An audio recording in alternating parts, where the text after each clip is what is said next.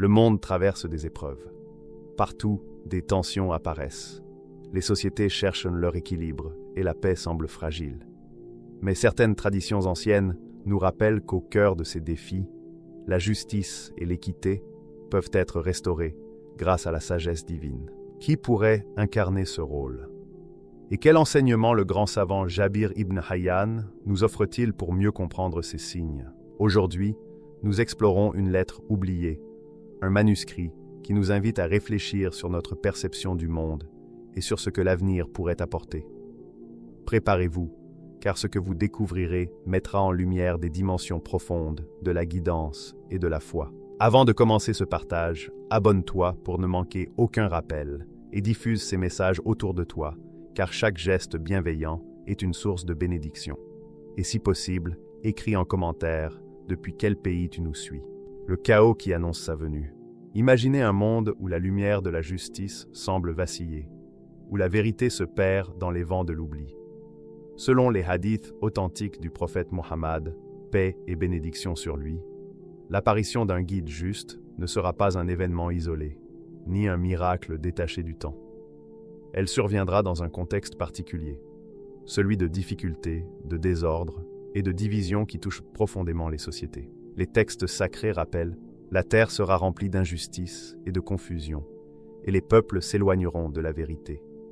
Les cœurs seront troublés, et la lumière de la guidance sera presque éteinte. » Ces paroles ne sont pas de simples avertissements. Elles reflètent une époque où le bien et le mal se confrontent, préparant le terrain à l'émergence d'un guide divinement choisi. Jabir ibn Hayyan, érudit et visionnaire, évoque dans l'une de ses lettres « L'homme qui apparaîtra pour réformer le monde surgira lorsque les sciences véritables et la connaissance spirituelle auront été oubliées et que la confusion dominera la vie humaine. » Sa vision dépasse la simple observation historique. Elle aide à comprendre les signaux du temps. Quand les hommes oublieront la sagesse et la droiture, le monde sera prêt pour un changement nécessaire. Aujourd'hui, on peut reconnaître certains signes familiers autour de nous. Les tensions sociales se multiplient, les institutions qui protègent la justice vacillent, et les idéaux qui guidaient les sociétés semblent s'effacer.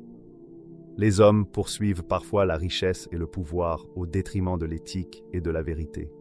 Les crises économiques, les injustices et les défis sociaux se succèdent, rendant flous nos repères moraux. Le chaos n'est pas seulement extérieur, il touche aussi l'âme des hommes et des femmes. Les cœurs, autrefois nourris par la foi et la droiture, se trouvent parfois envahis par la confusion et l'inquiétude. Les comportements injustes ou égoïstes deviennent banals.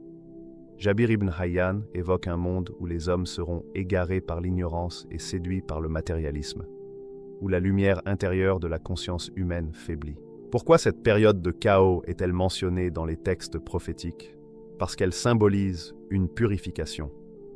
Le désordre, loin d'être uniquement destructeur, prépare la transformation. Il agit comme une tempête qui balaie les débris pour permettre un renouveau. Confrontés aux conséquences de leur choix, les hommes ressentiront un besoin universel de justice et de vérité, ouvrant la voie à un guide éclairé. La corruption dont parle Jabir ibn Hayyan n'est pas seulement visible. Elle touche les esprits et les cœurs. Les valeurs qui maintiennent la cohésion sociale et la moralité individuelle seront parfois négligées. Les hommes oublieront l'importance de la sincérité, de l'intégrité et du service à autrui. Le monde semblera comme un navire perdu dans la tempête, sans boussole ni capitaine. Pourtant, au milieu de ce tableau, la venue du guide est envisagée comme une lumière. Son apparition ne sera pas le fruit du hasard, mais la réponse à un besoin profond et universel. Lorsque la confusion et les injustices culmineront, il émergera pour rétablir l'équilibre. Sa mission sera de guider les hommes vers la connaissance oubliée, de révéler des vérités spirituelles et de redonner un sens à la justice et à la droiture. Ce moment sera précédé de signes visibles. Les sociétés seront marquées par des divergences de valeurs et de croyances. La confusion régnera, et certaines injustices sembleront normales. Les défis sociaux et économiques toucheront de nombreuses vies. Dans ce contexte, le monde sera prêt pour une transformation positive. En explorant ces textes anciens, on constate que la vision prophétique reflète aussi le présent. Les difficultés que nous observons aujourd'hui, les divisions, les crises, et la perte de valeurs spirituelles ne sont pas seulement des coïncidences historiques. Elles indiquent que le besoin de guidance et de justice est universel. Le monde actuel semble correspondre à ce cadre, selon les hadiths et les écrits de Jabir ibn Hayyan. À travers ces récits, nous sommes invités à observer attentivement le monde. Les signes sont là pour ceux qui cherchent à comprendre le sens profond des événements. La confusion et la perte de repères ne sont pas des tragédies isolées, elles préparent un renouveau nécessaire. Chaque difficulté, chaque défi social devient une pièce du puzzle annonçant l'émergence d'un guide juste. Le chaos, bien qu'impressionnant, n'est jamais dépourvu de sens. Il appelle à la conscience et au renouveau. Le tumulte des sociétés et la confusion des cœurs signalent un moment particulier de l'histoire. Dans ce cadre, la venue du guide apparaît comme une réponse divine à l'aspiration naturelle de l'humanité vers la justice et la vérité. Le monde d'aujourd'hui, avec ses divisions, ses défis et ses cœurs troublés, semble refléter cette prophétie. La confusion et les désordres ne sont pas une fatalité, mais un prélude à l'émergence d'un guide qui rétablira l'équilibre. Quand ce moment surviendra, l'espoir renaîtra dans les cœurs troublés des hommes. La purification intérieure. Lorsque l'on parle de réforme, de renouveau ou de justice dans le monde, il est naturel de penser d'abord aux actions visibles, réformes sociales, initiatives de solidarité et efforts pour instaurer l'équité. Cependant, les enseignements prophétiques nous rappellent que toute transformation durable commence à l'intérieur. Un guide juste selon les traditions et les écrits de Jabir ibn Hayyan incarne cette vérité. Avant d'agir sur le monde, il commence par purifier son cœur et son esprit. Cette idée peut sembler paradoxale dans un monde souvent obsédé par le tangible et le résultat immédiat. Comment un seul individu pourrait-il avoir un impact véritable s'il ne cultive pas d'abord sa propre lumière intérieure? La réponse réside dans la dynamique de la transformation intérieure. Toute action extérieure juste et durable découle d'un cœur pur et d'une conscience éclairée. C'est cette lumière qui guide paroles, pensées et décisions. Sans elle, toute tentative de réforme risque de se perdre dans l'illusion et la confusion. Selon Jabir ibn Hayyan, le premier acte de réforme est en soi-même. Ces mots ne se limitent pas à la méditation ou à la piété personnelle. Ils évoquent une purification complète, du cœur, de l'esprit et des intentions. Chaque pensée doit être alignée sur la vérité et la justice, chaque émotion tempérée par la sagesse, chaque désir transformé en aspiration au bien universel. Le guide ne se contente pas de principes superficiels, sa purification intérieure est profonde et exhaustive, fondement de toute action. Cette purification est unique, car elle ne dépend d'aucun maître humain. Elle est inspirée directement par Allah. La lumière qui naît dans le cœur devient une guidance intime et vivante, une compréhension profonde de l'ordre et de la vérité universelle. Cette clarté intérieure sert de boussole pour toutes ses actions, assurant que chaque décision soit juste et alignée sur la volonté divine. Philosophiquement, cela souligne un principe essentiel. Toute réforme durable exige que les leaders incarnent eux-mêmes les valeurs qu'ils souhaitent transmettre. Sans cohérence intérieure, les actions restent superficielles. L'histoire montre que des réformateurs ambitieux échouent lorsqu'ils négligent ce travail sur eux-mêmes. Ainsi, le guide devient un modèle universel. La purification personnelle est la condition préalable à la transformation du monde. Cette transformation intérieure, bien que silencieuse, produit un effet irrésistible sur le monde extérieur. Les initiatives qui en découlent ne sont pas motivées par l'ego ou la reconnaissance, mais par une lumière pure émanant du cœur. Chaque effort pour instaurer la justice ou inspirer la vérité découle naturellement de cette source intérieure, distinguant un véritable guide d'un simple activiste ou dirigeant. Jabir ibn Hayyan souligne que cette purification touche aussi la connaissance et la perception spirituelle.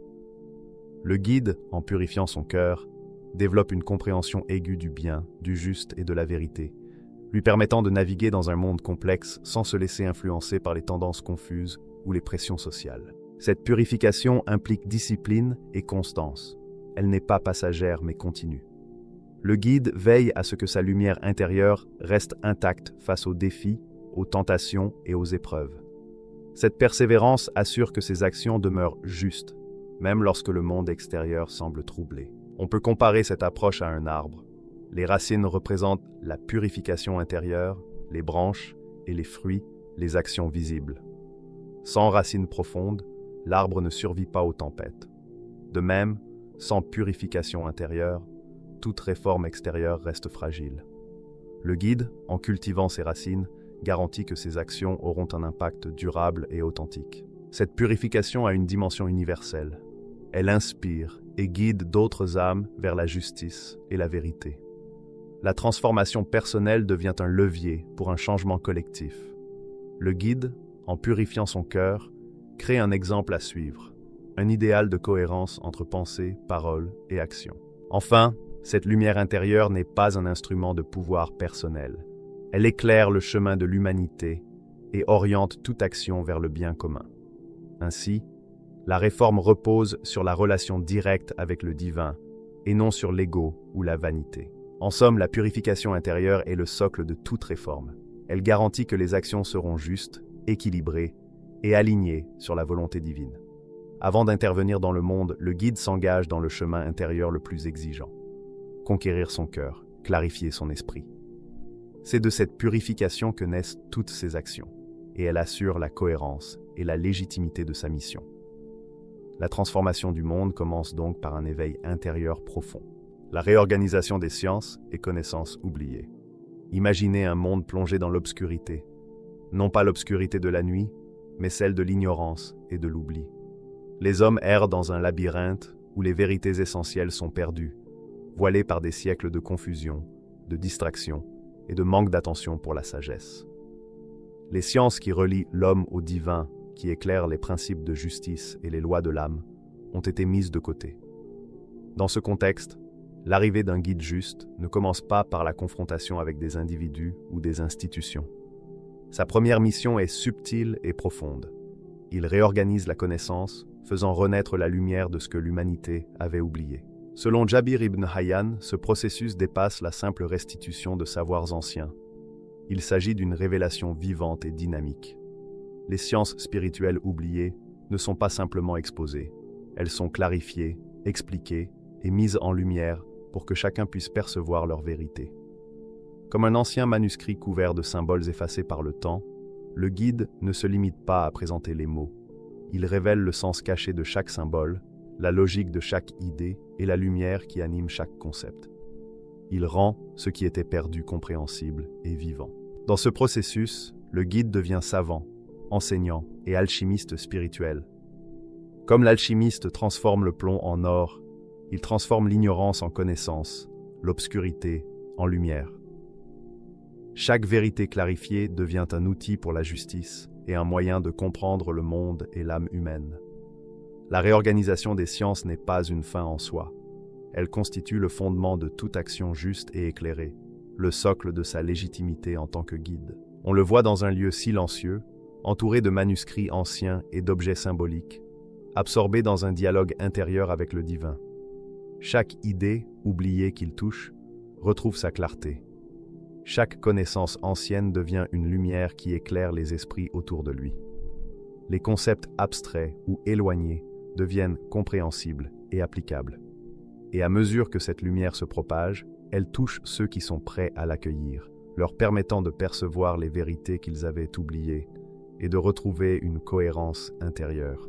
Pourquoi cette étape est-elle cruciale? Parce que toute justice et tout leadership authentique reposent sur la connaissance. Diriger un monde complexe uniquement par l'autorité ou la force serait vain. Sans compréhension des lois naturelles et spirituelles, sans clarification des vérités oubliées, toute action extérieure risque de répéter les erreurs du passé. En réorganisant les sciences et connaissances, le guide établit d'abord le terrain intellectuel et spirituel nécessaire pour que la justice soit efficace, durable et universelle. Chaque décision découle alors d'une compréhension claire et vivante de la vérité. Il ne s'agit pas seulement de transmettre un savoir. Il s'agit de réveiller la perception humaine de ce qui était perdu. Les vérités clarifiées deviennent des repères stables, des balises pour distinguer le juste de l'injuste et le vrai de l'illusion. Le guide révèle ces sciences non pas pour créer une élite, mais pour que chaque cœur et chaque esprit retrouvent leur orientation intérieure. Il redonne aux hommes leur boussole spirituelle, ce lien direct avec la vérité qui permet de naviguer dans le monde avec discernement et sérénité. Cette réorganisation des sciences a une portée universelle. Les savoirs clarifiés ne sont limités à aucune culture, nation ou groupe. Ils touchent à l'essence de l'humanité et à sa relation avec le divin. Chaque vérité retrouvée agit comme une lumière dans l'obscurité. Elle éclaire le chemin et indique la direction du bien. Le guide ne se contente pas de restaurer ce qui était oublié. Il transcende les frontières et les siècles pour offrir une vision cohérente et vivante de la connaissance universelle. Son enseignement n'est ni dogmatique ni autoritaire. Il est direct, intuitif et spirituellement éclairé. Ceux qui l'écoutent sentent qu'ils touchent à une vérité vivante, qu'ils perçoivent une lumière qui émane de son cœur purifié, et non d'un simple manuel ou d'une doctrine figée. Chaque enseignement devient une expérience intérieure, un éveil progressif de la conscience et de la compréhension. Le guide transforme le savoir en sagesse et la connaissance en outil pour la justice. À mesure que ces sciences oubliées sont révélées, la société elle-même commence à se transformer.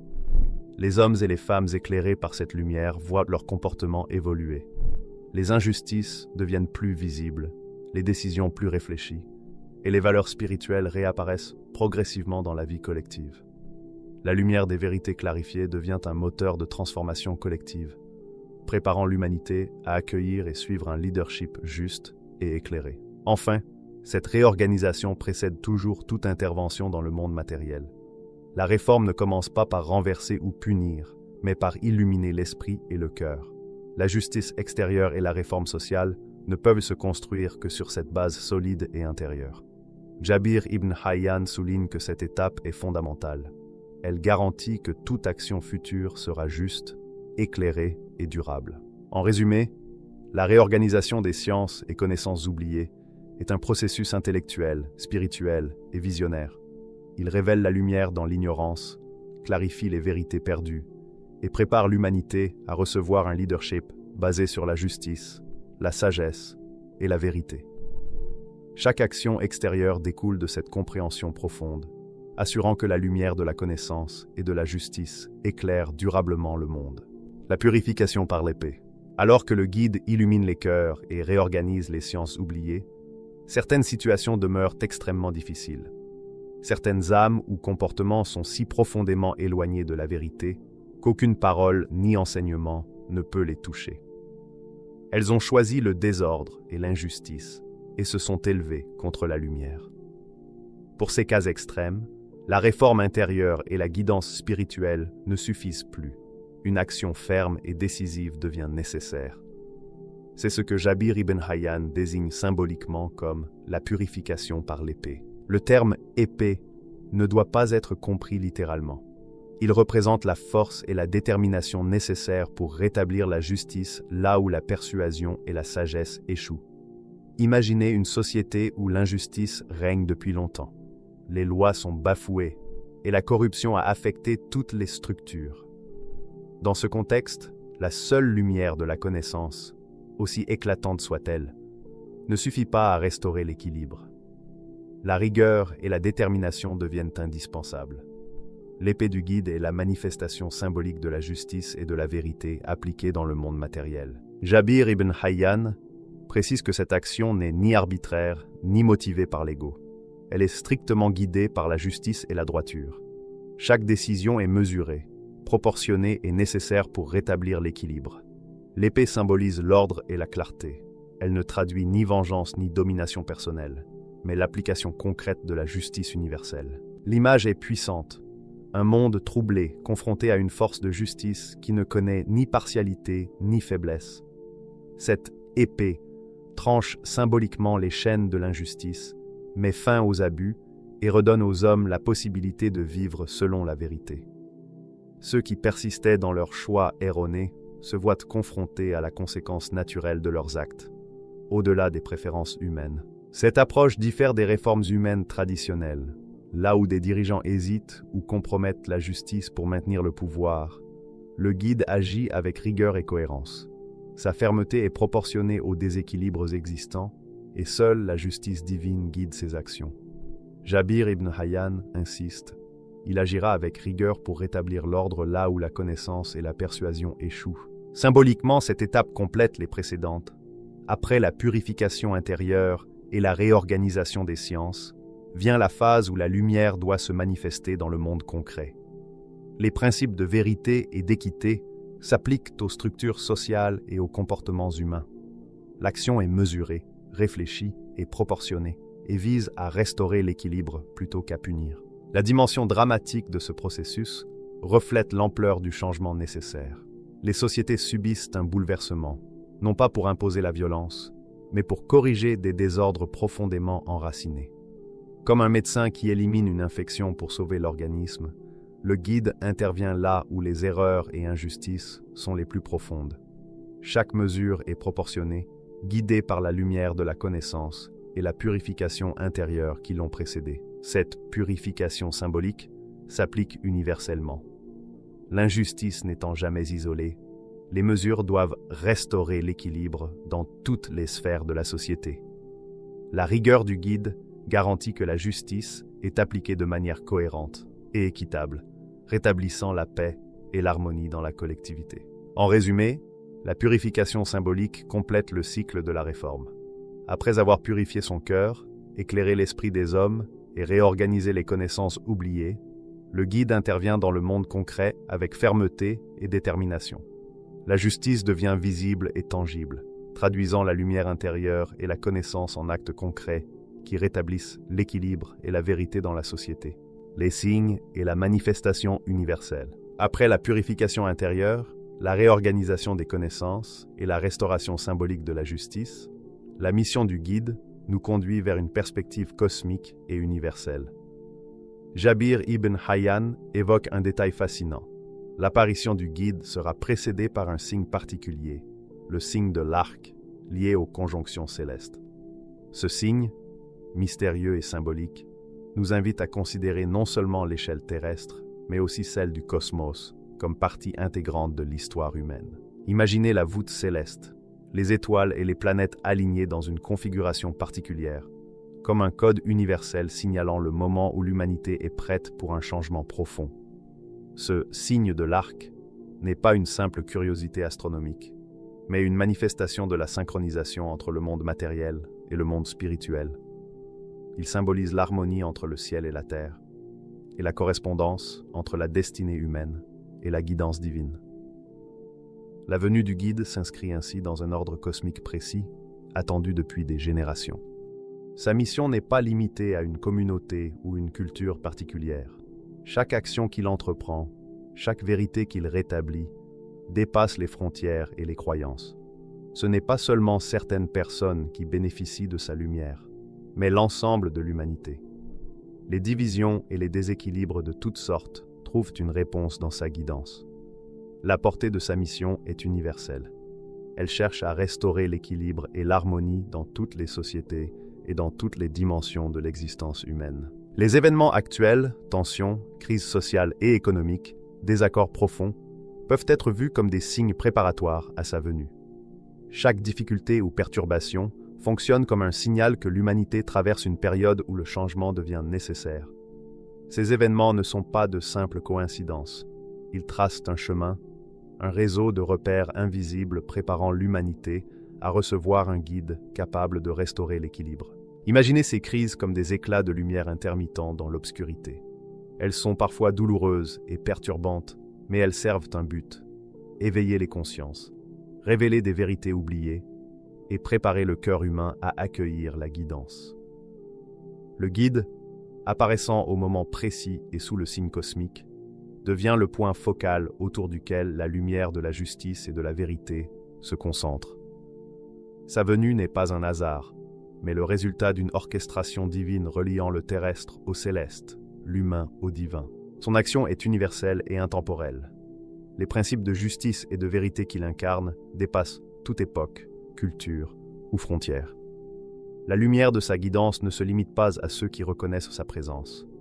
Elle rayonne pour tous, offrant un repère et un exemple de rectitude et d'équilibre à l'échelle mondiale. Le signe de l'arc ajoute une dimension symbolique.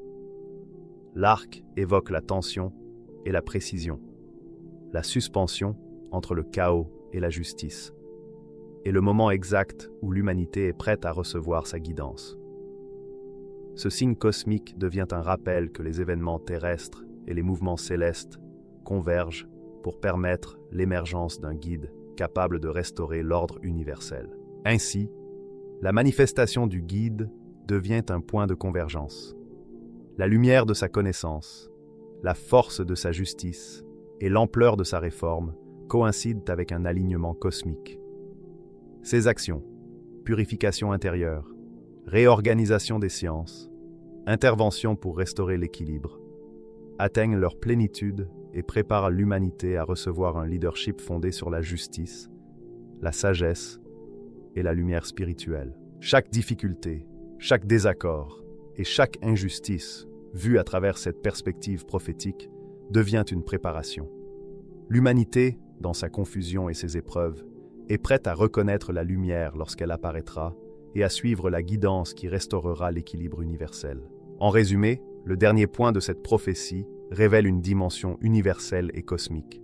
Le guide apparaîtra au moment exact marqué par le signe de l'arc, et sa mission dépassera toute frontière.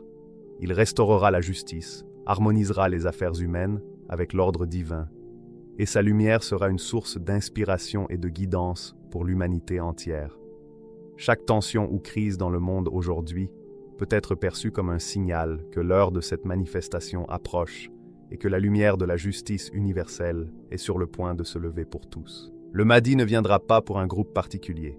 Il apparaîtra au moment où le monde entier traversera des périodes de désordre et de confusion, apportant avec lui paix, justice et lumière divine. Aujourd'hui, lorsque nous observons les tensions mondiales et l'instabilité dans de nombreuses sociétés, nous comprenons que les prophéties et les écrits anciens, comme ceux de Jabir ibn Hayyan, ne sont pas de simples récits historiques ou symboliques.